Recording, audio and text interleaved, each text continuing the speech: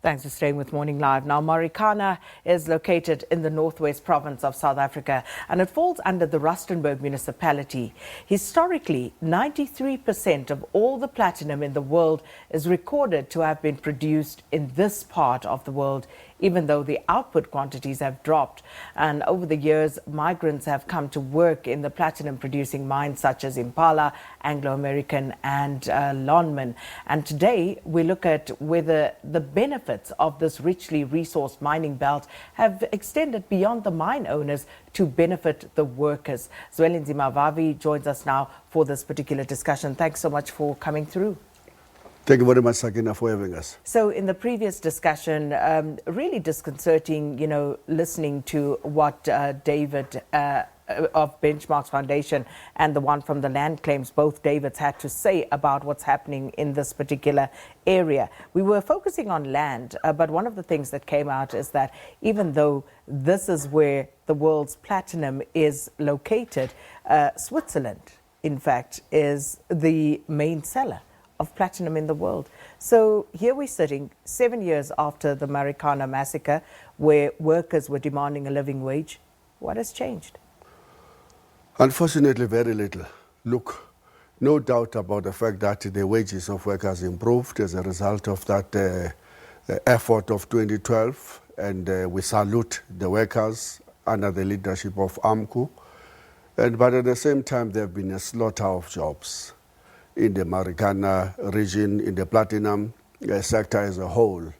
There have been rapid move towards mechanization and introduction of technology, all of which have been deliberate efforts to try and sideline the demands for a living wage, the demand for workers to share in the country's wealth, in particular in the platinum's prices that were skyrocketing at the time when they raised their demands for a 12,500.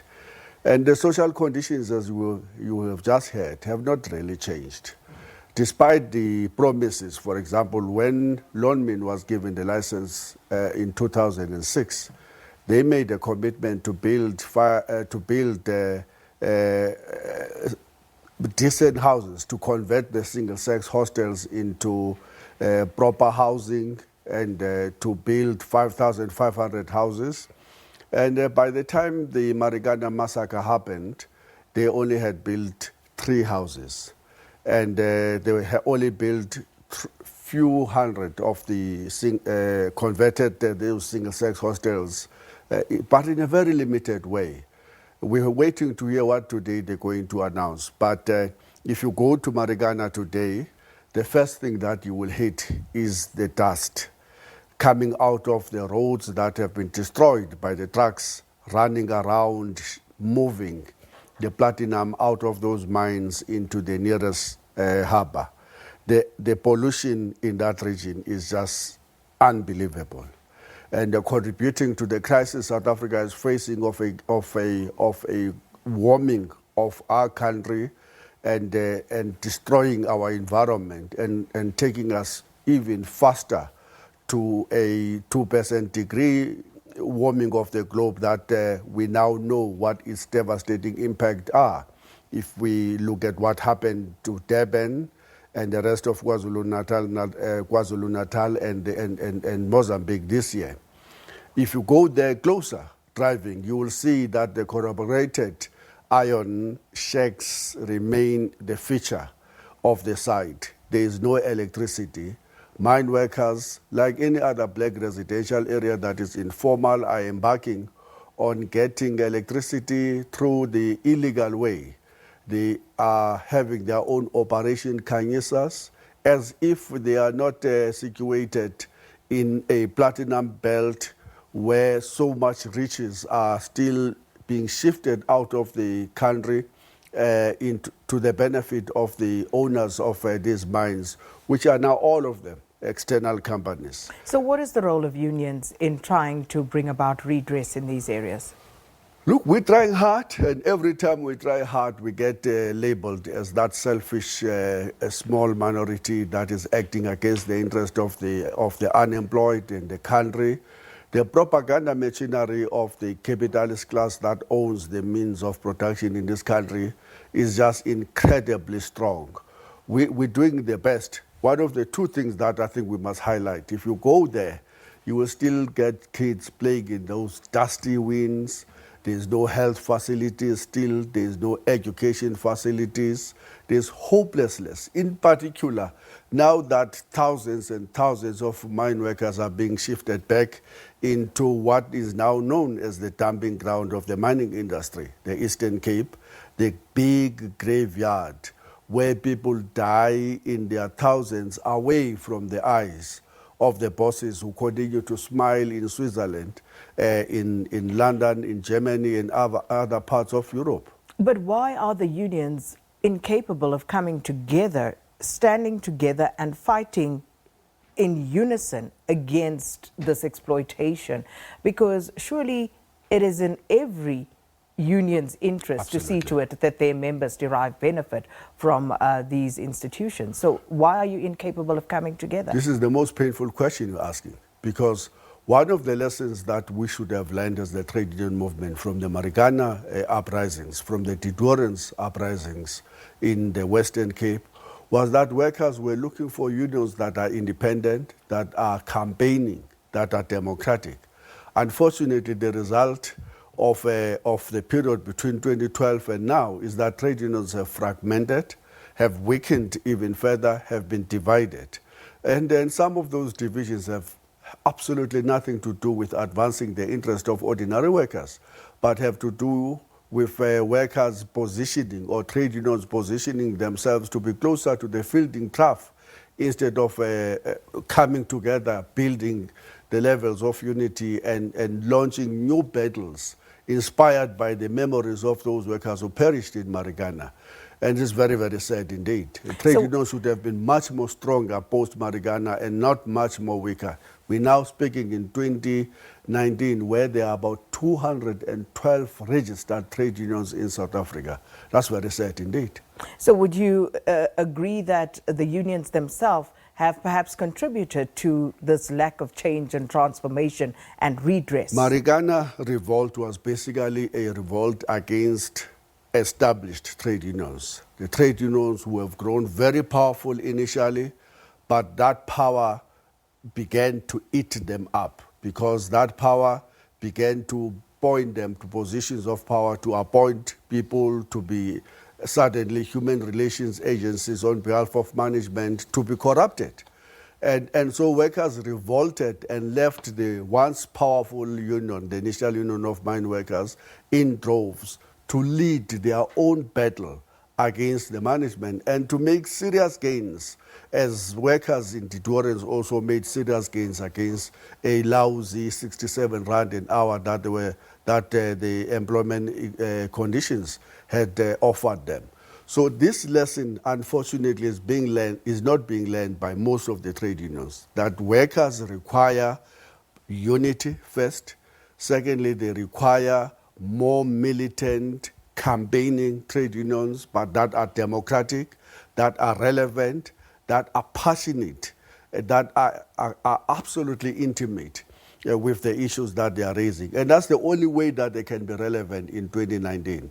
That's a central lesson that the trade union movement should be learning, but unfortunately that's not the case. A final question, very briefly. Amnesty International says that a lack of prosecutions for the Marikana massacre is a pathetic failure. We've had the Farlam Commission. What's your take on that? Again, a handful of police officials, a handful of other mine workers are being prosecuted for the killings involving 44 lives that were lost. None of the commanders politically, not Cyril Ramaphosa, who wrote that letter calling for concomitant action against mine workers, not Susan Shabangu, who was the Minister of Minerals at the time, who received that email and asked the Minister of Police at that time, Natim Tetwa, to act. Not President Jacob Zuma, who was the president of the time, who cannot for a minute claim that he was not aware that the police were ordering mortuary vans and 4,000 rounds of live ammunition to go and kill, because you do not do crowd control through mortuary vans and 4,500 rounds of live ammunition. All of these people, in our view, should be a standing trial for the premeditated murder, the planning of murder that became to killing 34 people. And unfortunately in South Africa, none of them are being held accountable. Instead, the very victims of that massacre continue to vote them. They are worse butchers politically into power year in, year out. Thank you so much. Zwelinzima Vavi discussing whether mine workers and communities have benefited in any way since that Marikana massacre in 2012. And we're going to go to Marikana now. Our reporter Sentleeng Lehihi has been there since this morning, and today, of course, marks 7 years since that massacre. Sentleeng, over to you. The sun has risen on the infamous Kopi here in Marikana. As you can see, many of the mine workers have begun to trickle in here to pay homage and respect to their lost comrades who unfortunately lost their lives in a bloody battle with police on August 16, 2012. It is here that 34 mine workers lost their lives in a battle for better wages and living conditions in their employ at Lonmin. For more of an understanding of the experiences of mine workers who were here and suffered at the events that unfolded, I'm joined by Alfred Makaya. Ntate Alfred, kupa ore tlhalosetse ukuthi le ndaba le yenzekile la ngo-August 2012 ikuphathe kanjani umsebenzi, because nawe uwaboshwa ukuthi we involved kwama killings before August 16. Senzo ayindiphathi kakuhle mna makufika le date yanamhlanje, date 16 ka-August, iye indikhumbuze ngo-2012, because ngo-2012 into eyenzekayo urhulumente esinaye kaRamaphosa nguye owenza okokuba kubekho eli langa lanamhlanje lokokuba sihlale inhliziyo zethu zibuhlungu, ngoba nguye owasayinayo okokuba sizobulawa ngamapolisa. Yaye thina singabasebenzi, eyona nto yasincedayo ukufika kukaPresident Mathunjwa, ukufika kwakhe kule ndawo, nokokuba namhlanje sibe ngaba bantu singabo kungenxa yemisebenzi ye-AMCO. That's why ke ngoku eli langa ngokweminqweno yethu sinqwenela okokuba urhulumente elilanga lanamhlanje ibe lilanga alifaka straight kwikhalenda yalapha eSouth Africa, ibe lilanga le-holiday yabasebenzi, that is the Workers' Day. So yiyo ke into esiyilangazelelayo, and njengoba silapha kule ndawo, le ndawo yindawo ebonakala njengendawo engathi ayikhathalelekanga, yaye kunabantu abaswelekela kule ndawo, and ekuswelekeni kwabo silangazela uba le ndawo ingabiyelwa ngefence, and then kubekho ilitye elakhiwayo kule ndawo elibonakalisayo kokuba nyaniso le ndawo kunabantu abatshonela kule ndawo, kubhalwe amagama wabo wezo families zatshonela kule ndawo, kuze ngelanga qho lelanga le-16 ibe lilanga lesikhumbuzo esiye sikhumbule ngalo abantakwethu esabashiya kule ndawo. Zama ukuthi ke nakwimali esasiyifuna njengabasebenzi baseLonmin, sasifuna ke i-12.5 eneneni ukufika kwe-AMCO saye sayifumana loo mali leyo. Kodwa ke ngoku nanjengoba iLonmin iye yathengwa isibanye, kodwa ke ngoku sibona uba ingathi sisezawuphinde sibuyele kule ntaba, ngoba le nto abaphathi besibanye ingathi abazange ukusebenzisana ne-AMCO okanye nabasebenzi bale ndawo, ngoba nangoku kwiingxoxo zemali bathe basinikeza u-300 the first year, the second year i-300 food, the third year izoba ke ngoku i-400. So utsho ukuthi lo nantsika le CEO yesibanye utsho ukuthi isezovula elinye igazi, and eyona nto siyinqwenelayo njengoba thina singabasebenzi, eyona mali siyifunayo apha ekhampanini, sifuna umsebenzi ongena underground afumane 17,000 ya umsebenzi osebenza esurface ibe 6,000 ibe 16,500 ya zinjongo zethu ke ezo ya kodwa ke uba ngabana yena akafuna uhlangabezana nathi okanye akafuna uyimamela into esiyithethayo sizocela singabasebenzi upresident weAMCO asi-aplayele icertificate ukwenzela uba siphinde sibuye sithabathe esinye istrike mhlawumbi ke ngoku esi ayuba yiyo la 5 months strike mhlawumbi ne-10 months singayenza if akasiphenduli ulantsika i-CEO ilento i-CEO yesibanye zama ukuthi ke sisi eyona nto siyifunayo yimali kona esasiyifuna ya kuse-Lonmin yalwa iAMCO sayifumana loo mali sasiyifuna njengangoku noba sihlala kule ndawo noba umsebenzi siye emsebenzini uya noko inhliziyo yakhe ikhululekile ngoba izinto inxenye yezinto esasizifuna sazifumana. Sicalile baba ukuthi kamanje siyenza kanjani ukumake sure ukuthi if siye strike asikho sibone iviolence esiyibonile ngo2012 iviolence ngo2012 kayenziwa ngabasebenzi yenziwe ngurhulumente so if ke nangoku uzawuphinde angenelele ngendlela bengenelele ngayo ngo2012 ya kusezabonakala enye because asizuyeka ukulwa uyabona umzekelo mna ndingumntu ndisuka Eastern Cape so ukusuka Eastern Cape ukuza apha eNorthwest ya ndihamba 9 hours ndisemotweni ukuzofika apha so loo nto leyo indenza okokuba ke ngoku ndicinga apho ndisuka khona and ke ngokuba kuzodlalwa ngam ndisawube ndifike kule ndawo ngestim sam ngoba kwaurhulumente njengoba bethetha kwaurhulumente imali yetax athetha ngayo ya imali ayithatha kuthi singabasebenzi bomgodi so loo nto leyo isenza ke ngokuba uba nakulo nyaka abafuna uhlangabezana nathi uzawuphinda enze ngendlela benze ngayo futhi asizujika kuloo nto leyo uyawusasibulale ke asiphelisa apha ezimayini ngoba silwela amalungelo wethu silwela istim sethu ethetha ngeplatinum nje ephantsi kungenxa yomsebenzi wakhe loo platinum athetha ngayo yile khitshwa sithi emgodini.